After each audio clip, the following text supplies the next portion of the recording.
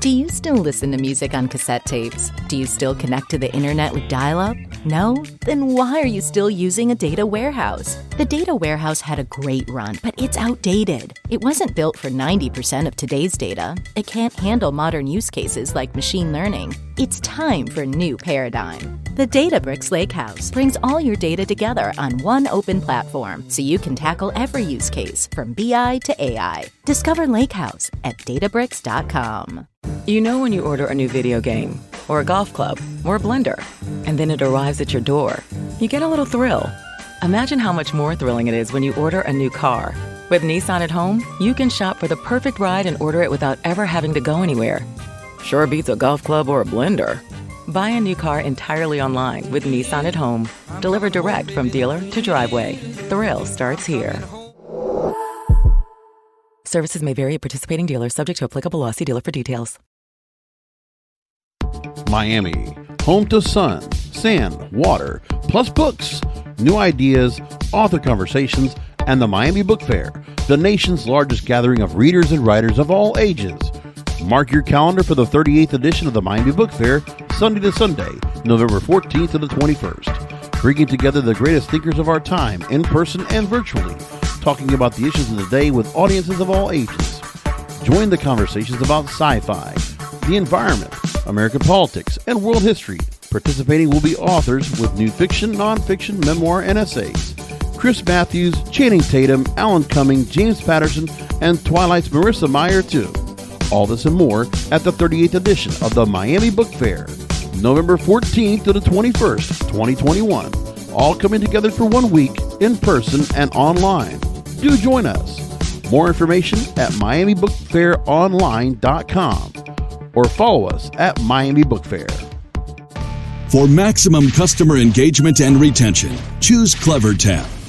CleverTap is a leading customer engagement and retention platform that helps digital brands maximize lifetime value. Over 8,000 apps around the world, including Vodafone, Star, and Sony, trust CleverTap to improve user engagement, boost retention, and fuel long-term revenue growth. Learn more at clevertap.com. That's clevertap.com.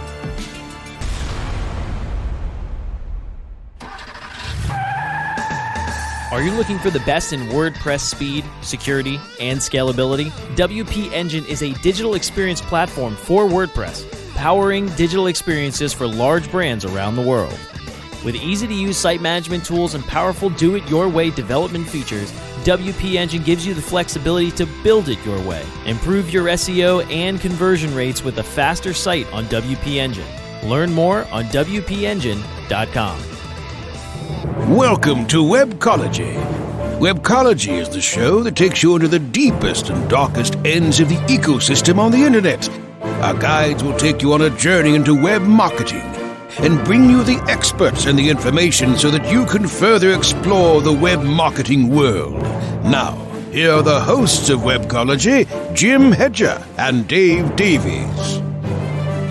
Hey everyone, welcome to Webcology on WMR.FM. It's the 21st of October, 2021. This is Jim Hedger from Digital Always Media and Dave Davies from Beanstalk Internet Marketing. And Dave, welcome to another week of, it's not like a lot happened this week. Quick programming announcement. We were going to have on a guest, Steve Wiedelman from Wiedelman Consulting. He's sick today. He wasn't able to make it on. We had a lot to talk about, but we don't need no sticking guests here. We can get through this because there was a lot that happened. From Facebook weirdness to would it be clarity from Google? And don't you hate it when that happens? When you write this huge long article on something and then like 2 weeks later they go and change it? Yeah. So a couple of weeks ago in Search Engine Journal, Dave wrote a long article on the effect of the Quality Raters Guide, the Google Quality Raters Guide. And it must have been so frustrating on Friday to announce that they were making big changes to it. Yeah, that's always fun. And on the plus side, I think we just have to face that, like in SEO, we're just kind of used to that, right? Like, and I just wrote this article and then there's a Google update And like I've had updates happen between writing and publishing. So like where it's like, oh, well, I guess I have to rewrite that part and then tell them to not push that out or something like that. So, at least this one, it had its short little lifespan, and now I've got to revisit it and rewrite it. So yeah, I mean, but at the same time, it every time they update it, it's just a little more light. And to our conversation previously, talking about it, that they update it so frequently, that they have all of these people, folks, it's an important document. Nope, no signals involved in there, but they put a lot of resources into it. So it's an important document for us to understand what they're looking for. Yep. And now there's going to be a lot of talk about how sweeping the changes. Actually, the changes weren't sweeping, but every time they do make a change, it shows a change of not necessarily a change of intent, but I don't know. I think it shows a little bit more clarity about how Google itself looks at things, and that look is sometimes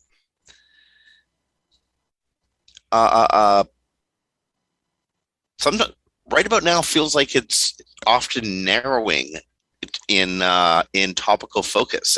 Like they really want to hone in on stuff and want it well defined. Yeah, and it makes sense. One of the big for listeners who might not have read it, and quite honestly, I have not read the updated document. I've only read the analysis of the updated document. I will, obviously, but I haven't had a chance to yet because, work needs to be done. But thankfully, sometimes you can just go, do I trust people like Barry Schwartz to tell us what actually, to a good trustworthy source? I do. So one of the core areas that was in there was the expansion of your money, your life sort of category, which that I found very telling and very interesting. And it expanded to include groups, people subcategory, basically targeting in on discrimination.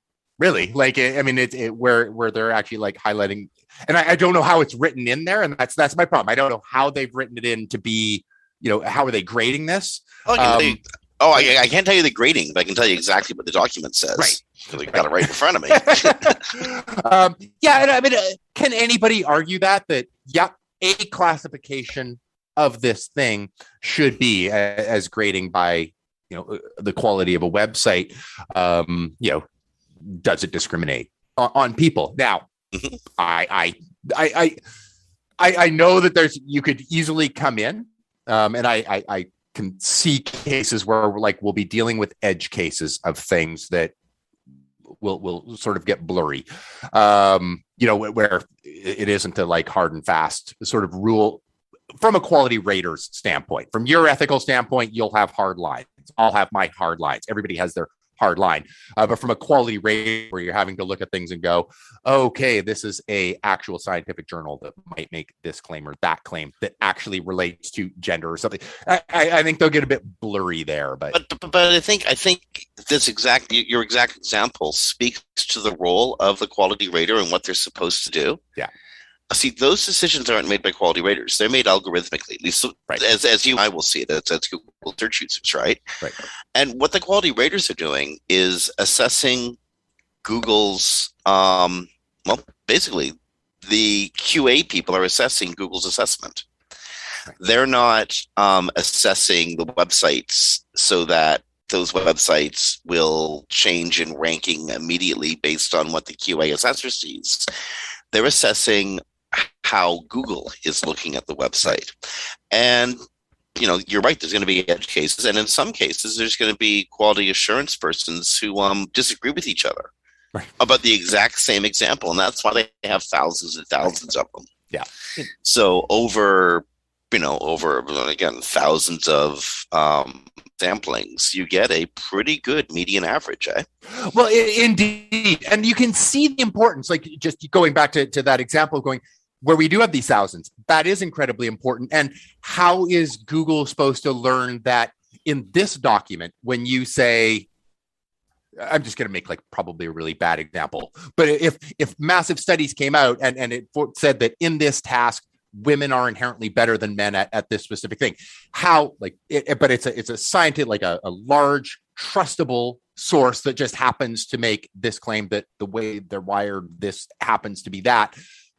How can you distinguish that algorithmically from something that is just anecdotal and actually sexist in nature to make those claims? And I think that's where this importance of these people and their roles come in, is going, there is a difference, but you just look at the words in order, you might not be able to tell as a bot. You might not be able to tell that one of them is actually a trustable source with actual scientific data, and one of them is just somebody shooting their mouth off. Well, indeed. I mean, this is why, and this is something that you could, I think, people could debate for years to come. What Google means by this, but Google is telling instructing its quality assurance evaluators to delve into the research, looking at the reputation of the website that content's on, and if they can, if possible, the creator of that content. That I thought that was an interesting passage, a new passage in the guideline. What do you think about that? I obviously like it. I mean, should you be considering the source? Of course you should, right? Like, especially when we're dealing with expertise, authority, trust. Like, should we want those people to dig deep into sort of what the source of a subject is or an opinion is? Yeah. Now, it's probably important to note that just because Google says it wants its quality assurance evaluators to dig deeper into the reputation doesn't mean that Google is following the exact same paths QA people will. Mm-hmm. Now, Google, John Mueller from Google has gone out of his way, has been explicitly said, give us author bios. Right. And he said so because he wants to make it easier, or I should say Google wants to make it easier for page visitors, Google users, to judge the accuracy of content based on is this an author I trust or not? Doesn't mean that Google is trolling into the author bio for anything but entity information. It doesn't, right. That the little bio or the trusted author doesn't mean you're going to rank better. Right. But it does mean you're providing a better user experience because you're probably giving better information. And you're letting the user have an opportunity to decide, hey, I know Joe Blow, and he's a great author. I love that guy's work. Right. And it is, I mean, there's so many signals that get involved here that just make sense. And related, and it relates by the author, but Lily put out a great piece. I think it was on, I know it was on Search Engine Journal, but it was about a week ago, talking about how to use schema, and authorship did come into this. How to use schema to sort of, it's funny because she actually said there is no EAT score in an article she published earlier today. I'm going to use EAT score anyway, just as like a shorthand for going like basically ways to prove your expertise, authority, and trustworthiness. Sure, the boxes, and she published getting ticked. Exactly. Go, no, okay. Like, I know there isn't a score, but I sort of liken it to like, I know there is a page rank score. I don't know what it is, but I know that I'm somehow being graded on this thing. and so I could liken it to a score, even though I have no idea what it is, and it sort of operates in a black box at this point. Anyway, she had published a piece, I believe it was about a week ago, maybe up to 2, but I read it in the last few days, talking about how to do that with schema and how to send these additional signals across relating to authorship and very, very similar metrics, and going, okay, you have a good trustable source. Like, you have this trustable source writing for you, for example. Push that, right? Like, for goodness sake, absolutely. And also, sure that's clear. Also, you're doing a great mitzvah for that author.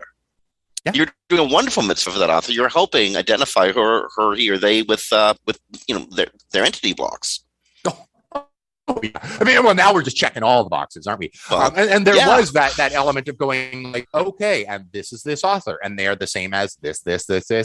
They went to this school, right? Like, this is what they've done. This is their profession, right? Like, basically providing all of that information. Can you tell what I've been diving into? Because it's important, and I'll come back with some tests that I'm running right now on a large scale profile segment. But we're going to be basically following this and going, what happens if we check all of those boxes, because we have literally hundreds of authors writing for the site that are very, very strong, Stanford and those sorts of things. So we'll see what happens, but I suspect it'll be strong based on everything that because Lily's not an idiot, and also from things that John has said as well. And you're right, this all circles back to expertise, authority, and trust, and something we keep talking about, letting Google know that. Okay, now here's a weird one. I was about to say, you can never go wrong by providing too much information to Google. However, the way you provide that information might screw Google up a little bit and get them cross with you. Mm-hmm. I just went through an exercise where I had to remove a gajillion links from a page, a gajillion internal links from a page to make the user flow tolerable. Mm-hmm. If you're trying to give out too much information that way, you're probably diluting the value of that very page. But in an author bio, that's not a big deal. That author bio probably wasn't going to rank anyway. Yeah. So link away. Give 100 links out of it to different places that author may be associated with. It honestly probably will help. Yeah. Yay. So check out the new changes. You know who you really got to check out? Like the canon reading on any change to the Quality Raters Guide is Jennifer Slegg. Yeah. If she has covered the Quality Raters Guide since I think they first introduced it, back in 2012 or something. And I wrote the other day, all other scholars should definitely have input on this, but she kind of owns the field.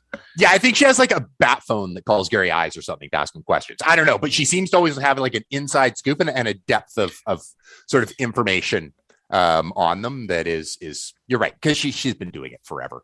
That is incredibly strong. So, and the honest truth, if Google owes anybody out there, you could count people from the old guard and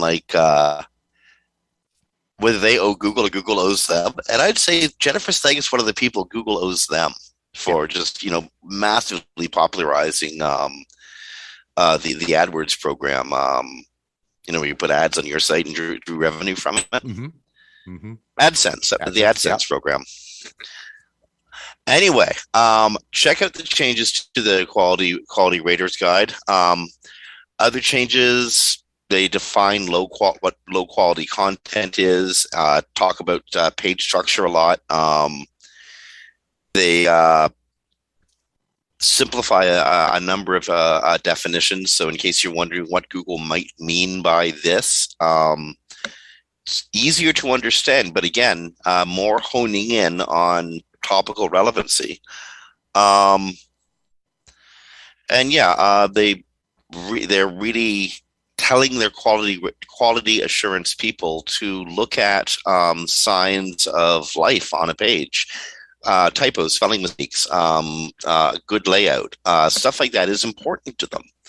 And believe it, they're telling their people to look for it. So it's kind of like going back to middle school again, eh? Yeah, that's a fun way to think of it. I think so. Okay, what else do we got? I mean, Quality Raters Guide was a big deal, but I think an even bigger deal about the way the web is perceived and used is Facebook. Mm-hmm. For a lot of people, Facebook is the web. You remember when the web used to be whatever you typed into the address bar and it took you there, right? Or whatever Google. Now Facebook has walled garden environment that we all sort of live in, and it's been a really hard few months for Facebook on the PR front. Been exposed doing some pretty nasty things. And I'm torn between wanting to reiterate those nasty things because they are so nasty, or just letting the audience who's very well informed, they know those nasty things.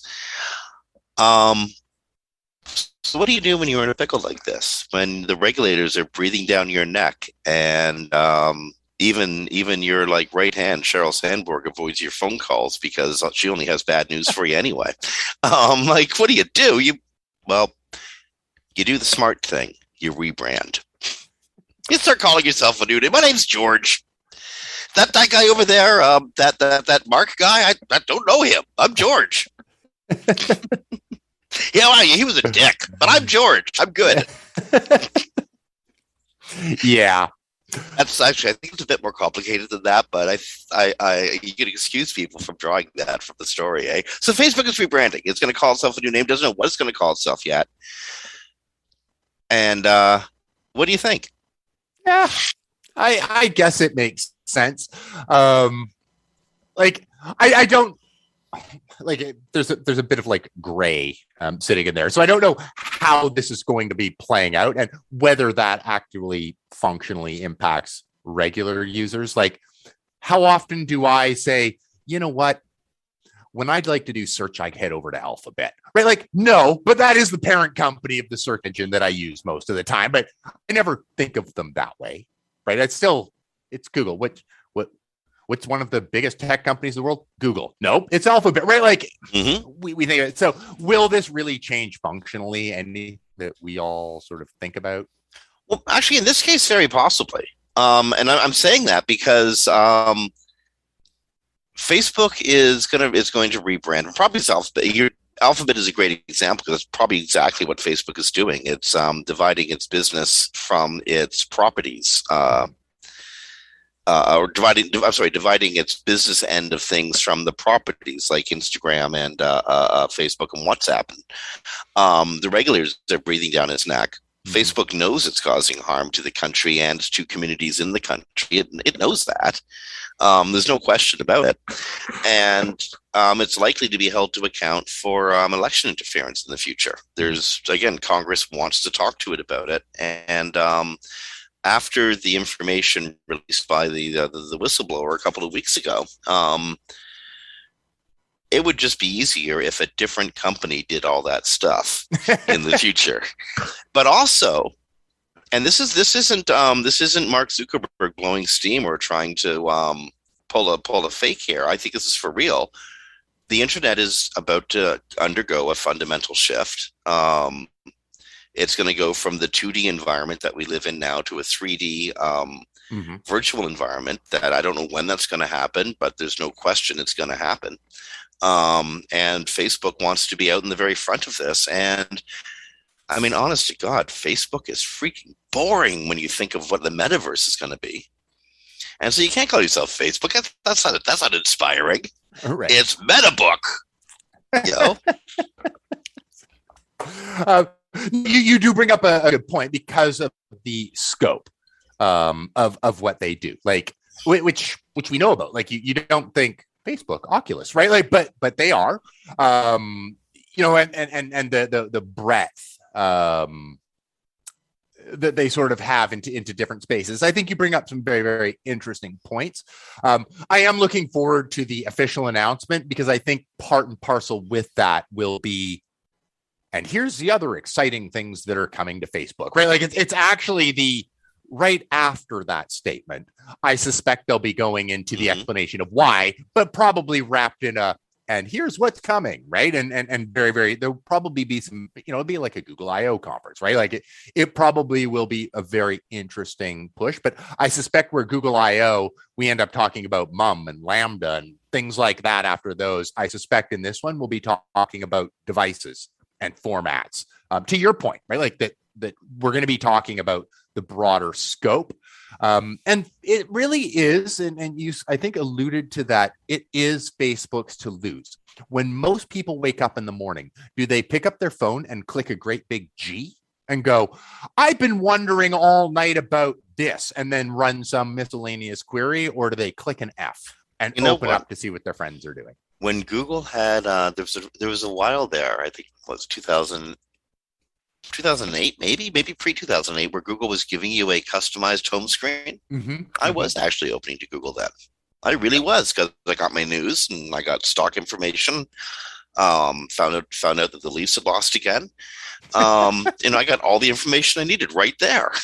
Let's be honest, you didn't need to be told the Leafs lost again. No, it was just an assumption, but it verified the assumption. So, just like with most things in the morning, it made me happy. And then we're just like, and that was a precursor to Facebook, of course, because that's what all Facebook does is verify your assumptions. Right. It doesn't give you fresh news; it gives you stuff based on what you think is right. Right. Which is why they're changing their name and rebranding to begin with. And this is an important thing, and it's not too late to get in on this, folks. We're often too late to get in on all the fun, but Facebook doesn't know what it wants to call itself yet, and so there's plenty of time to tell Mark what you think he should call his new product, baby, or whatever. Facepalm, faceplant. I don't know. I can't say that, but F-face, lots of stuff you could call it. Bodie McBoatface. Bodie McBoatface, sure. Screwy McFacebook, whatever. Throw it up on Twitter, throw it up on, well, you can, Facebook, but let Mark know what he should call his new product. I think it's a patriotic duty. Okay. Switching gears a little bit. If you've been getting the sense that there's been a lot of algorithmic action lately, like the algorithms are aping climate change and just ramping up and getting crazier and crazier and crazier, you'd be right. SEMrush released a report the other day. I'm sorry, SEMrush. No, you can stick with SEMrush. I approve. I'm scared of Olga. Yeah, indeed. There's a lightning bolt that's about to crash down from the Nordic heavens. Like, seriously. Anyway, you say SEMrush, I'll say SEMrush. We'll see who lives longer. Anyway, the important thing is they released a study, and the study suggests that Google's rate of messing with stuff is way up. I can speak anecdotally on this and go, heck yeah. I mean, just by we monitor a bunch of sites, obviously, but not, this is SEMrush, right? Like, I don't know another company that would be as qualified to sort of make note of this because of the volume of search queries that they're constantly monitoring and the scope of countries that they're monitoring in. Do you still listen to music on cassette tapes? Do you still connect to the internet with dial-up? No? Then why are you still using a data warehouse? The data warehouse had a great run, but it's outdated. It wasn't built for 90% of today's data. It can't handle modern use cases like machine learning. It's time for a new paradigm. The Databricks Lakehouse brings all your data together on one open platform so you can tackle every use case from BI to AI. Discover Lakehouse at Databricks.com. But yeah, it 100%. Like, just the number of core updates we had in the summer, right? Mm-hmm. Like the frequency of like these massive updates through like a fairly quiet month. Like, we usually have core updates every 6 or 9 months, and we were getting like a couple like back to back in like a month-long period of time. So yeah. So Morty Oberstein over at SEMrush posted a tweet where he shows, based on desktop and mobile action, the number of days, the percentage of number of days where there's been high volatility in search rankings on desktop. In 2020, 25%, 26.46% of the days in 2020 there was a high volatility in the search rankings. On desktop. In 2021, 44.58% of the days of 2021 were days where you were clenching your stomach on around desktop results, volatility happening. In mobile, in 2020, about 27% of the days of 2020 there was a lot of action happening in a lot of volatility happening. In 2021, just under 49.99% of the days, so about half the number of days in this year, search rankings have been up and down and up and down. Yeah. So if you've been feeling, and so they're a little more extreme too. They're the results are a little more outlandish or noticeable, because most algorithm updates you don't even notice, right? Yeah. these ones people are noticing. There's not just volatility, but extreme volatility. And again, half the days of the year. That I just find that phenomenal. Yeah, and I mean, I guess we should expect this. And we've talked. Regular listeners will remember, probably not that it actually happened because Jim, that's how old we are. But we've talked on this show before about the Google dances. Remember when days of high search volatility was 10 in a year? Like you'd have like every 4 to 6 weeks, you'd have your like day, and McDar would go like nutty with like, it's like you'd be watching it and seeing the different data centers, and then it would settle down and you'd, well, okay, now we're done, and wait another. I think what we're seeing here, because we can't simply be dealing in this volume with a bunch of engineers. I know they have a bunch of very, very strong, very capable engineers, but they're not doing manual changes that much. So we have to be seeing machine learning algorithms kicking in. And I think this ties to the core updates that we were seeing in the summer. Well, yeah, and just let's remember. I still think 50% of the days of the year of being volatile is phenomenal. But let's remember, in August we had 5 algorithm updates, 2 of which were core updates, bookending a number of things happening in between. We had the most certain introduction of core web values. You can see on some sites in your analytics the week core web values was introduced, because for some sites that had crappy user experiences, that's the week when you see impressions suddenly tank out. Thank you, Google. These things happened. Like it's right there in Search Console. And this has been this is the year of transition for Google. They're doing stuff differently this year. Yeah, and I mean, great. What I'm going to find interesting, though, is that fundamentally, I have to think, and I could very well be wrong, because people are moving targets, right? Like, especially me, because I keep calling it SEMrush. But, what I want today is different than what I will want tomorrow. But I think about volatility in search and go, there should be a stable, like for most periods of time, for the Dave of now versus the Dave until he's frantically doing last minute Christmas shopping, but then the Dave in January and onward after that is more or less the same Dave, right? Like more or less, my wants and needs might change a bit, but what I'm going to view as good in a result will more or less be fairly stable. So I have to think that after these things shake up, things should settle. Like, yes, we're introducing new tech that's highly refining what good is, but I have to think that eventually it has to settle down to where we're dealing with smaller refinements. Still a lot of changes on the fly, constant changing. But once we've sort of done the triage, right, and managed to get all of the systems built in and making things better all at once, there should come a point, I'm not saying will, I'm saying should come a point where, okay, now they're just fine tuning. They understand what Dave wants and understands what good is today, and it will be roughly the same tomorrow. So we don't need to update it as aggressively. Now, the moment they do that, Zuckerberg's going to introduce the Metaverse, so they'll have to go back to day zero, trying to figure out what's what again. Yeah, well, indeed. And I mean, that actually has been a very real. It's almost like a push me, pull you sort of thing with Google. Google comes up with ways to deal with new technologies, often by pushing us into treating those technologies the way they want them treated. Like Google's reaction to mobile was to study it for a while and then declare, we're going to go mobile first, and here's how we want you to do it.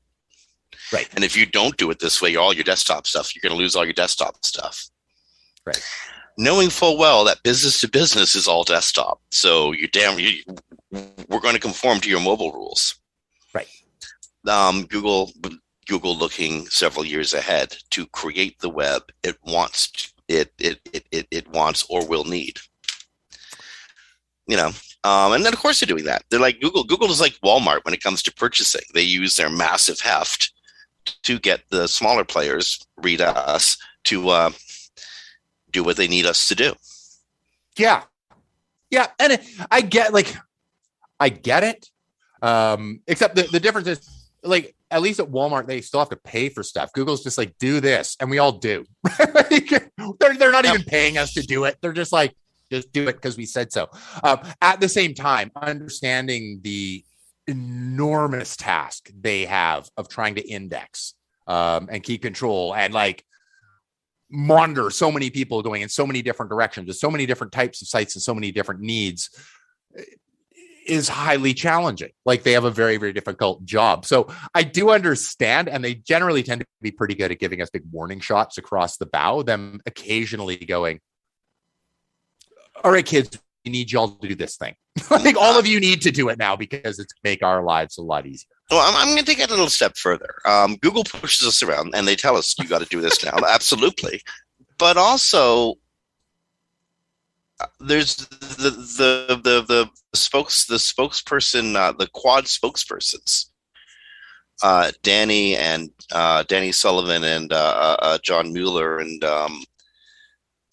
Martin Splitt and Gary Eyes are some more clarity than others, of course, but are, I think, more than any other time in Google's history, even heresy as this might sound, even during the Matt Cutts era, I think Google is giving us more insights into how it works, how it operates, and what it needs from us as webmasters than it ever has before. Case in point, have you seen the new Jason Barnard Duda webinar video with Martin Splitt? I have not. I have read about some of the coverage, but I have not had a chance to watch the video. First thing, what Jason's doing with these videos is of great service to the SEO industry. Just no other way to put it. This is just a gift to SEOs bringing this content out. But in the latest video, which is a really good breakdown over at Search Engine, Roger Montti gives it a really good breakdown over at Search Engine Journal. Martin Splitt, he's pretty sure they've talked about this, so it's okay to talk about it out loud, which means it's going to be okay to talk about it out loud because he's a pretty smart guy. How Google determines how Google will look at content, primarily on a page, but also in relation to a site, and determine topic. But the cool thing is how it separates and what it does with other sections that don't necessarily relate to the main content. It's called centerpiece annotation. And if we had a commercial break to go to, we'd leave you hanging on it because it's a really cool cliffhanger. Okay, so center point annotation.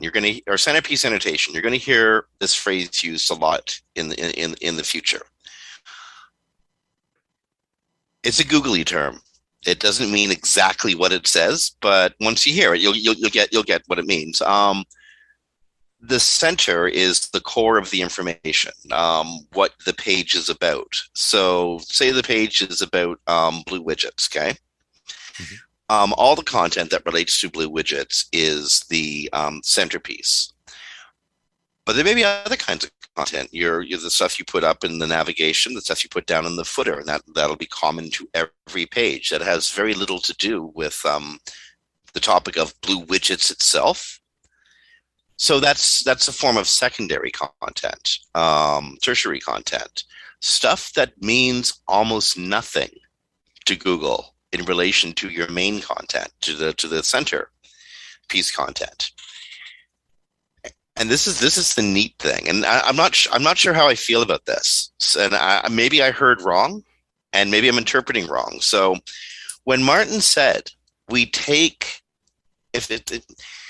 he used a dog food comparison. We've determined that this page is about dog food, but there's a little bit about bicycles at the bottom. Bicycles got nothing to do with dog food, so we ignore the bicycle stuff. Mm-hmm. And we just concentrate on the dog food stuff. Mm-hmm. I understand that. I believe that, but does that run contrary to something that they had said just recently about being able to have multiple topics on a page? That's the one thing that confused me. and Google's really funny like that, because I think the way they would answer that, I think they would is go, yes, you can have multiple topics on a page if those multiple topics are all answering the intent of that one user, in which case all of those topics are main content. They all were required to serve this purpose.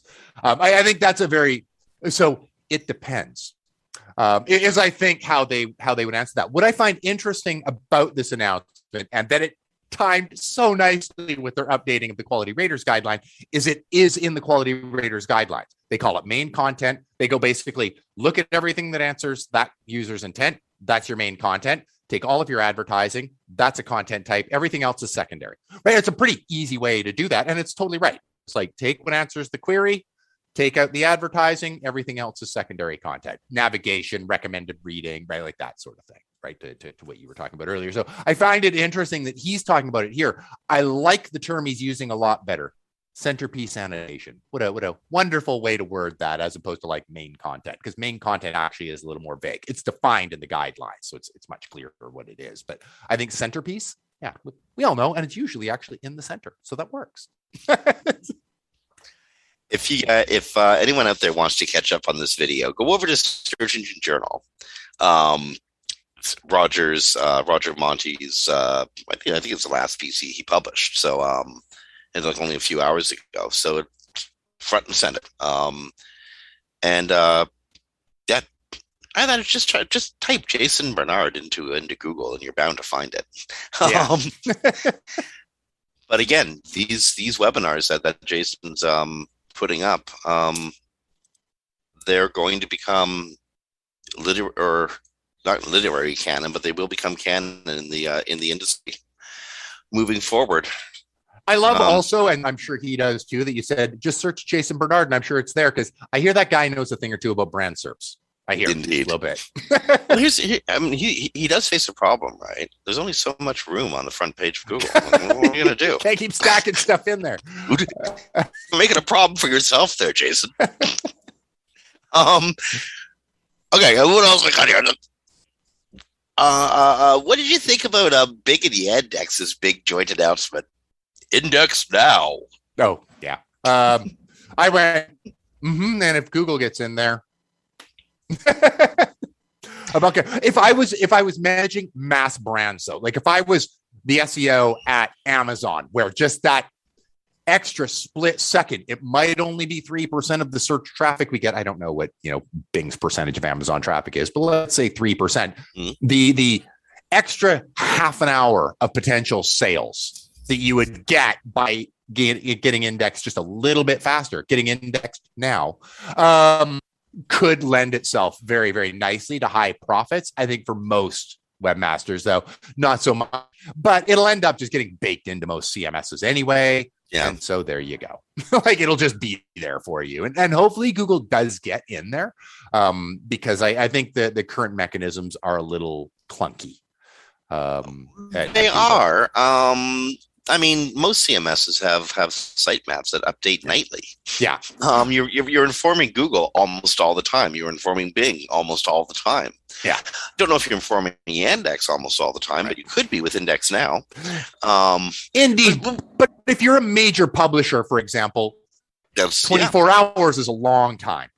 Right, like for a news story. So, and those are who I'm thinking of here. Or if you're e-commerce, but like it's Boxing Day, right, or it's Black Friday, like you need that sale price, or you need this update pushed. So I do like the idea, but the fact that the largest engine isn't in there and is still going to be relying on, hopefully we crawl it in time, right? Well, I mean, there are other instant ways to feed your data to Google. Google Shopping, for instance, gets like nearly instant product feed of instant product information updates out there.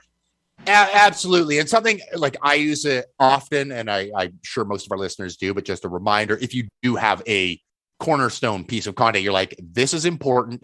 I've just published this. It needs to be indexed right now. You can submit it through Google Search Console. You can request indexing. Takes a couple minutes because they have to verify the page, and then you request indexing.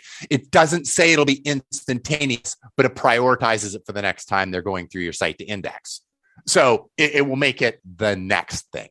that gets indexed. Usually I found on well-crawled sites, you're looking at about 5 minutes or so, but it can take a couple hours if your site is not crawled frequently. Okay. What else do we got? PayPal, Pinterest. Yeah, that's a lot of walking around money right there. Is it worth it? I keep saying no. Because I keep okay, just for listeners, right? Like, is it worth the money? I haven't talked about it. And if you haven't read this story, you don't know how much money we're talking about here. PayPal has offered $45 billion. Now that's in shares for Pinterest. That is a lot of money for Pinterest to me, in my opinion. However, when I read a little deeper into the analysis, and this is talked about over at Search Engine Journal. So when I read into the analysis, I'm like, like PayPal's like pushing hard right now, right on e-com. It makes perfect sense. Pinterest is expanding a little bit into e-com and is strong. What do they have? 400 million monthly active users. Like that's strong. And when I started to actually think about it, I'm like, okay, that might still be a bit overvalued in my opinion. But that's my opinion. And the fine folks over at PayPal managed to get their own company worth $320 billion. So I'm sure they know what $1 billion is worth. PayPal has been looking for a platform like this for years. Mm-hmm. And the fact that PayPal has been looking for a platform like this to try to become the e-commerce gateway, I think $45 billion might actually be a preliminary offer. Well, we will soon see, and folks, we will keep you updated as we find out how many billions of dollars is Pinterest worth. But yeah, I do think it is going to be interesting. What I'm like, I can't, and maybe it's my sort of limitation of I'm not heavily involved in social media in any way, shape, or form, right? I like Twitter. That's about it. So it might just be my short-sightedness in that area that isn't quite wrapping my brain around why the valuation, like where the revenue stream is in this potential acquisition. I get that Pinterest is doing some stuff to try and monetize better, but I don't quite see the valuation. But at the same time, I know that the fine folks at PayPal are not idiots. So I'm going to be really interested to see how much does it finally go for. But also flash forward 6 months, flash forward a year. What does PayPal do with that? And do they end up killing it? Because we've seen that happen too. I would put money on them killing it, actually. I hate to say it, but yeah. But I think they're going to try to laugh all the way to the bank whilst killing it. I don't think they're going to intend to kill it, but these are brilliant. Silicon Valley has proven itself to be incredible at engineering and craptastic at marketing. Yeah. So there's that. Okay, we are into the last 10 minutes. Quick warning. If you have the WordPerfect fastest cache plugin, about 1 million sites out there are running it, you could be wide open to site takeover and password leaks. Update it as fast as you possibly can. That's the only advice you need on that one. Yep. Actually, is it or is it not? Yes, if it's less than 0.9.5, update as soon as possible, and then you should be protecting yourself. Yeah. Just want to make sure we were giving the official on that one. What something else? that I just caught earlier today, I think it is worth, well, it was just published yesterday by Barry Schwartz. So thanks, Barry. There was a Google Analytics bug, and it's funny because I actually happened to be checking my analytics during that time and didn't know what it was.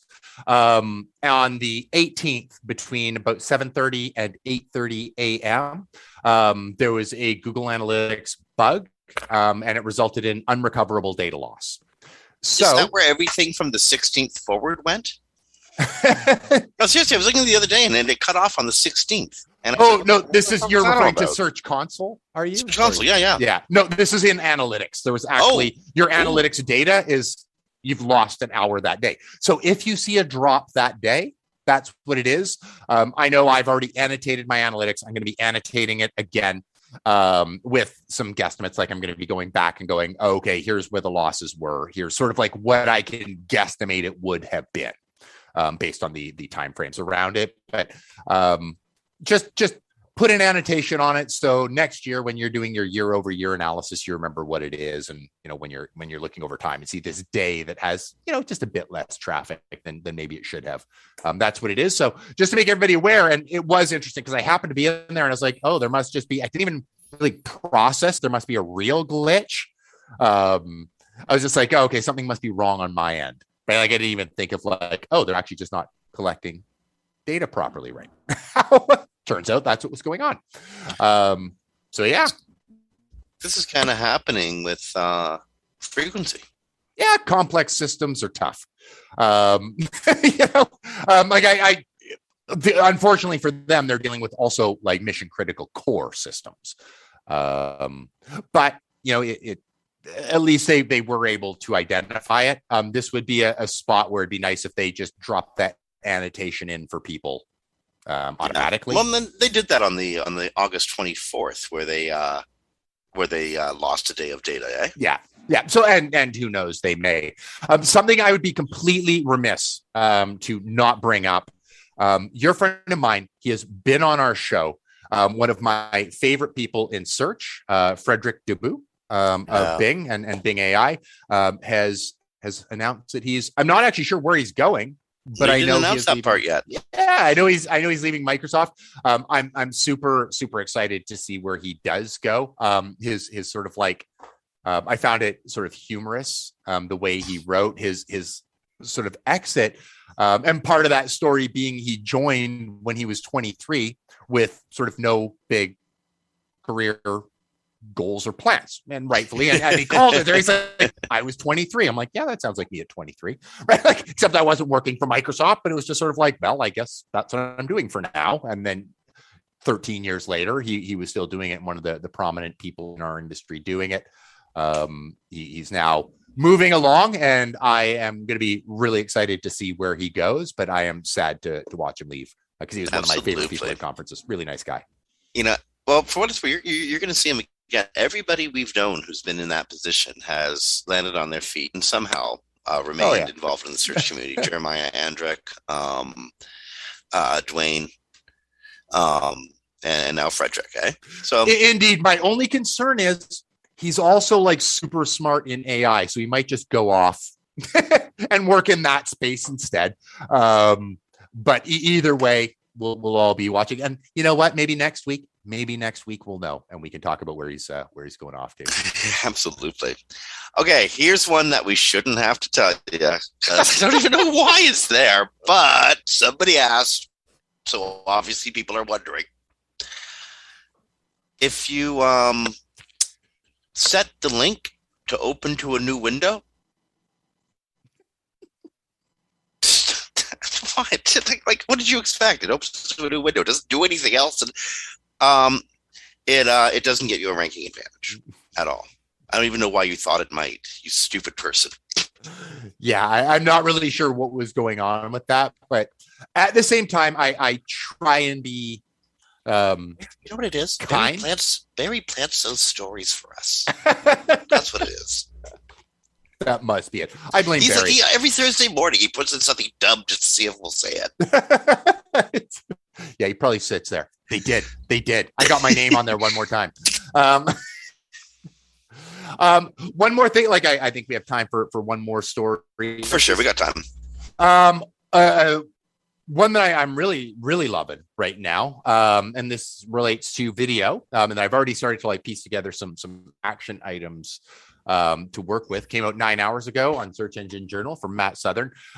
Google is automatically generating video chapters as a new source of metadata. So what we mean by that is historically, we would have to sort of put timelines in YouTube videos, right? Like that, which is a good thing. You sort of put in the chapters of your YouTube video, and then those chapters were understood, and then you could rank for that chapter, right? We've all clicked on links, and it takes you to part of a video, or you'll see the search result page, and it's a YouTube video, and it has these annotation points throughout it. T equals, and then the number in seconds. Exactly. Well, now they're going to be doing that automatically and being able to surface sections of that content or of that video that might answer a specific subset of information that somebody should have. So if I'm asking a specific question that might not be annotated correctly because the video creator might not have known Dave's going to have this obscure question that's answered in this video, YouTube and Google are working to create those chapters and pull out those, dare I call them, passages out of videos to be able to surface that content specifically. I think it's really, really exciting. And one thing, action item for folks I'm going to be testing, and I'll keep people in the loop as to how this goes. I'm going to be creating a few different videos, and not for me, but for anyway. I'm going to be creating a few sample videos and annotating some questions, not annotating others, and then making sure that we're always clear in going, in enunciating basically what is X, and then going on to answer that and seeing, does the annotation help, or how good is Google at this? And should you basically just be making sure you're being really clear in what you're answering in each section, and then moving on, and can you start to surface a little more visibility in YouTube specifically? So I'll keep people posted on that one, but I think there's some great opportunities with YouTube being able to do this. You know what you got to do to test the limits of this thing, especially around English language searches. You got to get both Barry Adams and Frank Watson just wasted drunk. Give them a script to read, okay, and then have them do the same thing sober. I'd be curious. To the Barry with his big thick Irish accent, and then Frank with his, this is where the alcohol comes in, because then he gets the Australian brogue coming out, right? I'd love to hear how Google treats that. That's when you need a true English to English translator kicking in there. If you could call that English, indeed, absolutely. With all love, Frank. Okay, we got time for one more. We can squeeze in one more story. Okay, there's one more, and Pat Barry on this one from back on the 18th. Some new features rolling out. Looks like beta, so it doesn't look like they're actually rolling out yet, but they will be. Some new features at Google with some refinements, things to consider. Refine this search and broaden this search. So just some different features to allow people to quickly broaden a search that might be a little tighter. Like if you were looking up a specific battle from the Civil War, then being able to broaden that to the Civil War or wars in general. I just happened to use that as an example in an article I wrote. So using that, things to consider. So actually having some drop down features and functions about a product or about your query, and then tightening up the queries or refining that. If you're talking about house painting, going down to specific types of paint, things like that. So another big chunk of opportunities for us, and things that we can look at to go, Google thinks that this is something I might want to have on that page that's about the top level content idea. But I was just about to say that if you're not getting that on your pages, you still want to draw value from these features, type in the keywords that you're chasing down and look up what the competition's getting. Right. Start putting that content on your site.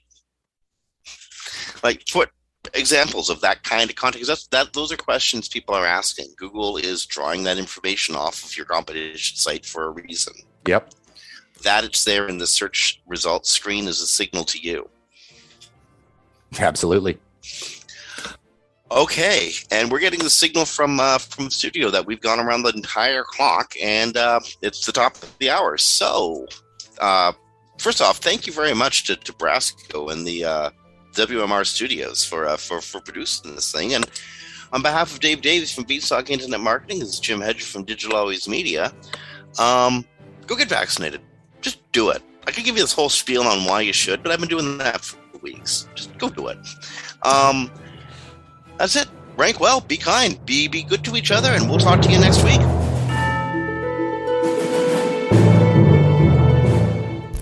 The opinions expressed in this WMR.FM program are those of the guests and hosts and do not necessarily reflect those of the staff and management of WMR.FM. Any rebroadcast, republication, or retransmission of this program without proper consent is prohibited.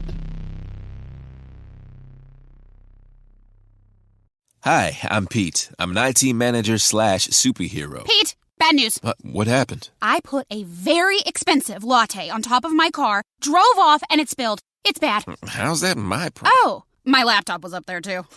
Okay, that's why we use connection services to manage our cloud. Everything's backed up. I can access your stuff remotely. You won't miss a meeting. I really wanted that latte, Pete. For hardware, software, support, and empathy. For Pete's sake, connect with Connection.